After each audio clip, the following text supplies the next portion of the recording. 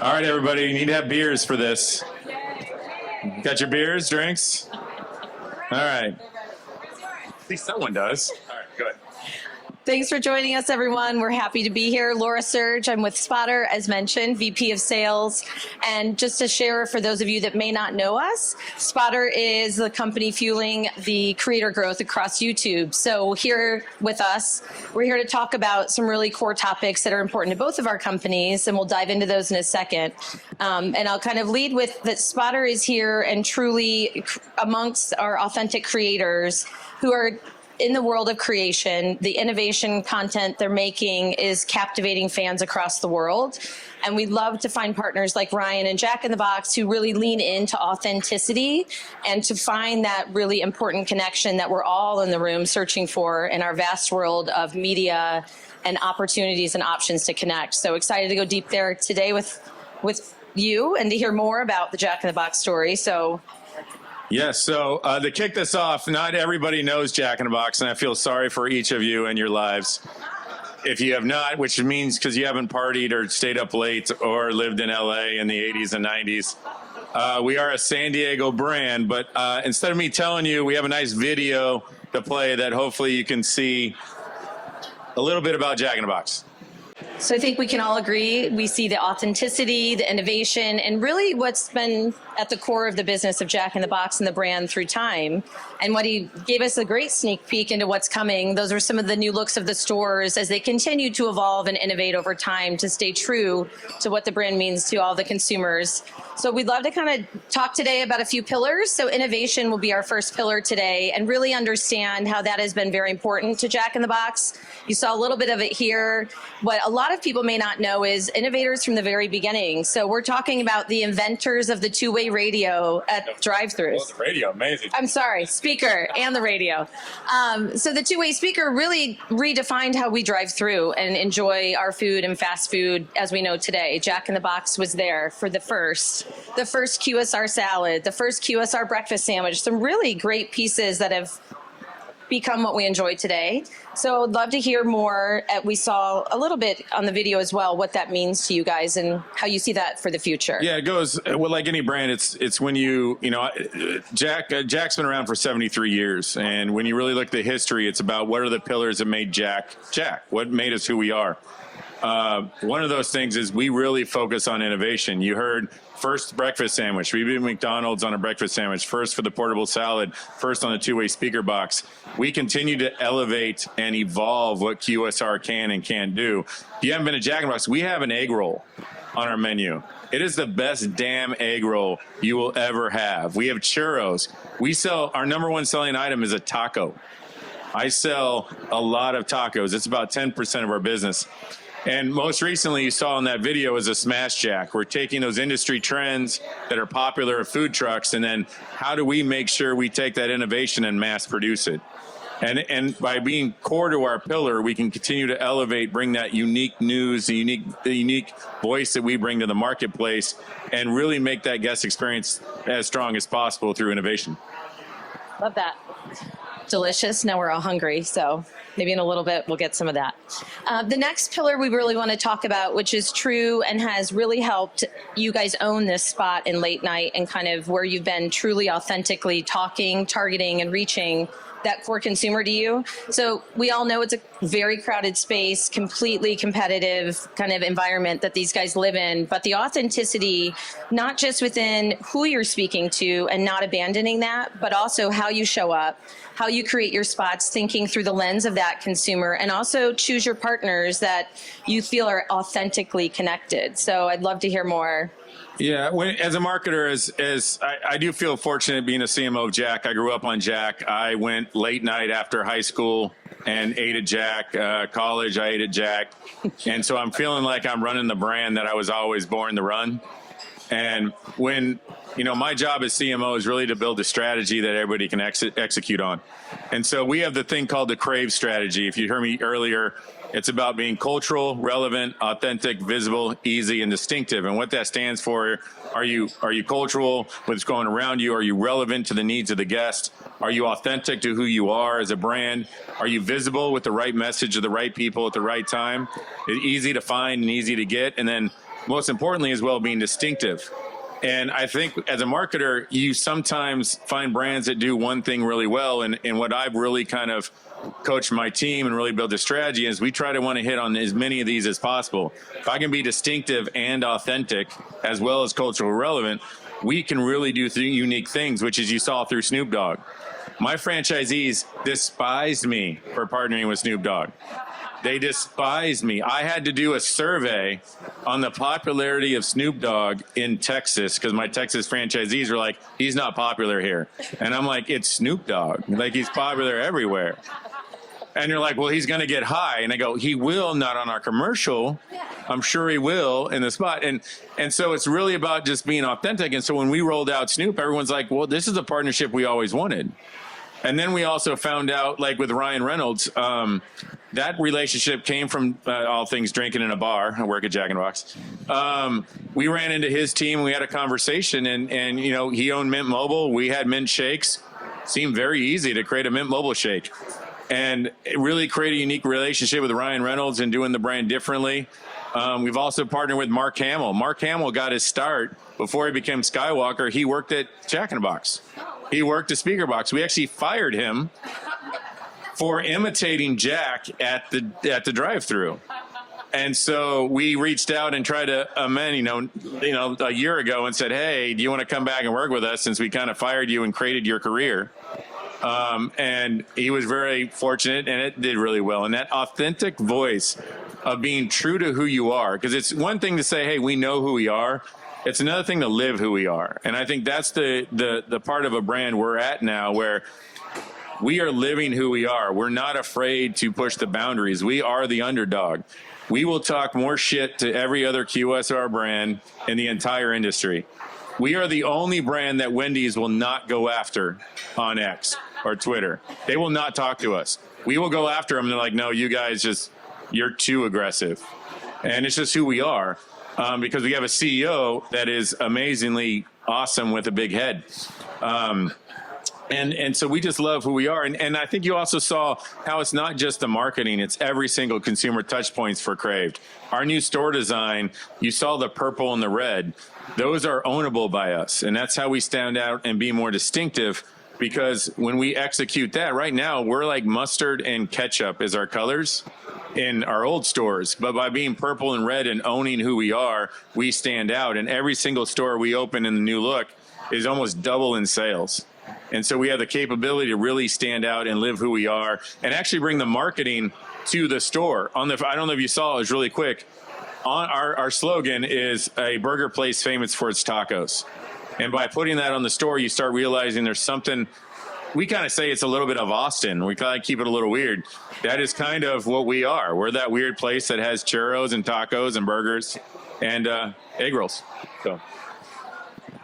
So speaking on the next pillar of really building on the authenticity you guys have created and thinking about the landscape we live in today and we all in the room have the pleasure of working in, it's a little overcrowded. It's very hard to find the attention of our consumers. And so that authentic connection, whether you're in the store or you're making your meal decisions or you're also looking for your media choices, yep, it has become a really big place. So when we speak in the creator world, it's all about that authentic connection from a creator to a consumer.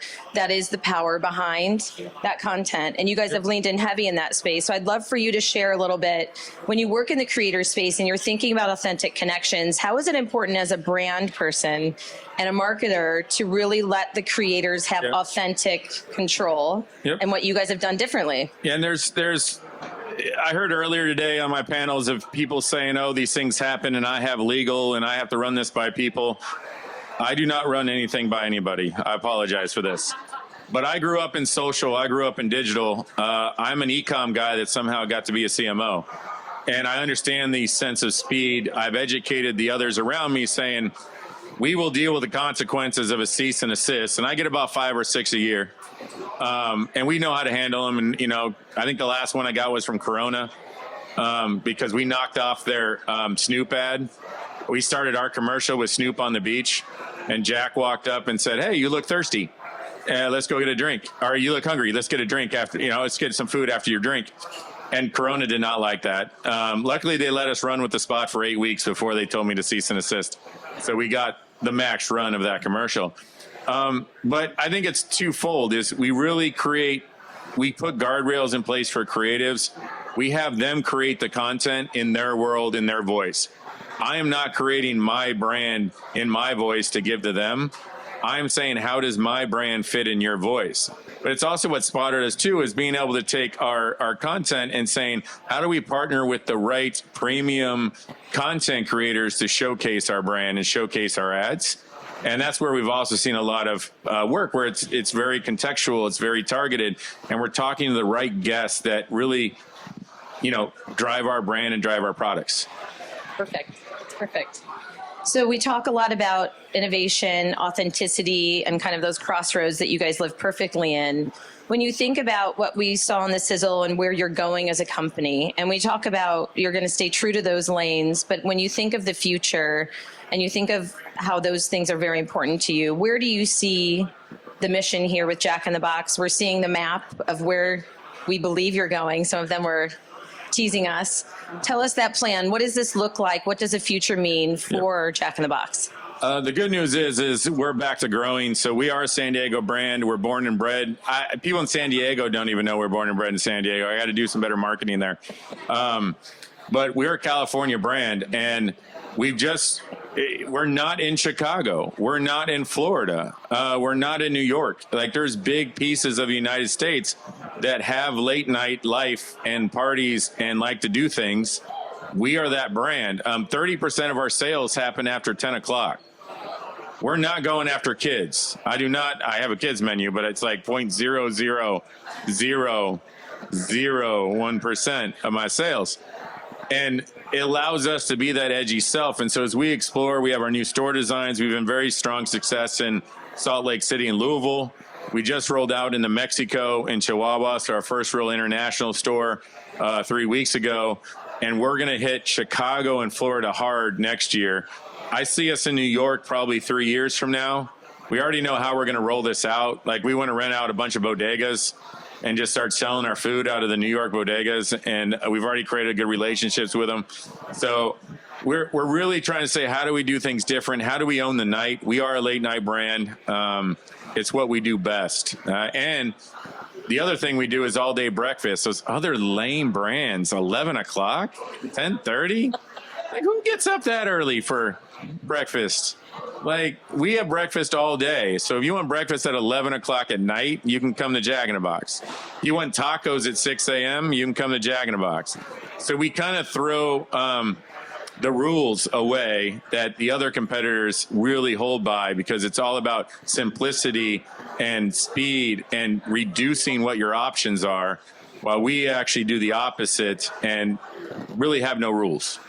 So love that. So thinking about the growth plans and where your visions are to go, and thinking about kind of what keeps you up at night. So what are you working on to solve for, and what we're all here to help. So what can the room here help you with some of these challenges ahead? Yeah, I mentioned this earlier, and you're always, as marketers, you're always learning. I think, and I mentioned this, that our job's evolving. It started with, I was a digital guy that became a marketer. Marketers are becoming digital guys. It's now the technology side. What is the tech platforms, the solutions? I can't keep up with it. I get about 100 calls from 100 different partners saying, I have your solve. I don't know who to believe anymore, because trying to educate what that technology is, the AI solutions, everything out there. I think the other thing is just the sheer breadth of media out there.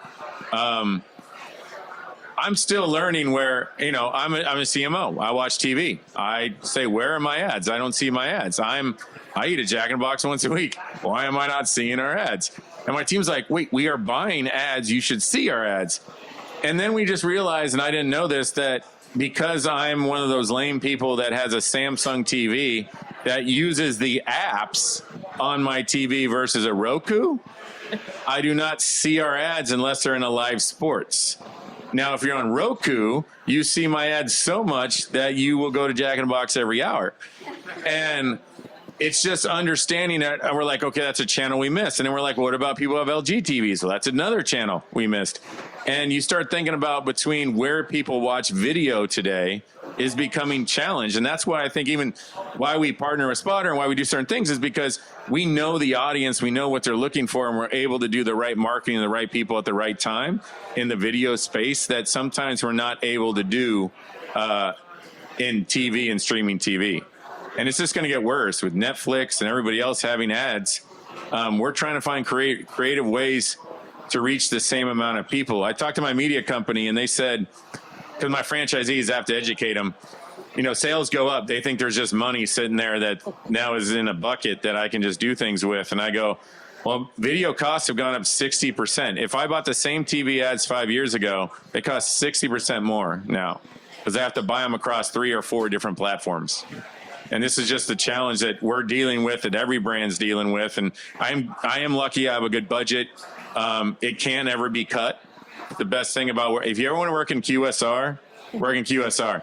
Because unlike other traditional, I worked at Sears, so I know what it's like to get your budget cut. You can get your budget cut in QSR because the franchisees pay for your marketing. So as long as sales work, it can never be touched because it's contractual. So it's a nice place to live. Good or bad, you still have all your money to spend. The insight into the business. That's perfect. We have some time to open up, and then we can maybe talk about a few more of the cool things. But if we've got some audience questions, we absolutely want to have some time to ask those. Hi, Ryan. As you expand on the East Coast, how are you thinking about competitors maybe that you're not worried about right now, like White Castle? Like you're making the face. Not worried. White Castle? Yes. Ooh. I thought you were going to say Whataburger. I'm like, I know, but they're very heavily influenced on the East Coast. No, I get it. I think I get it. They have a big presence. We will come in hard and aggressive. So just to let you know how we rolled into Louisville. I used to work for KFC. So when we rolled into Louisville, we bought all the billboards across from Yum headquarters. And it said, get boxes, not buckets.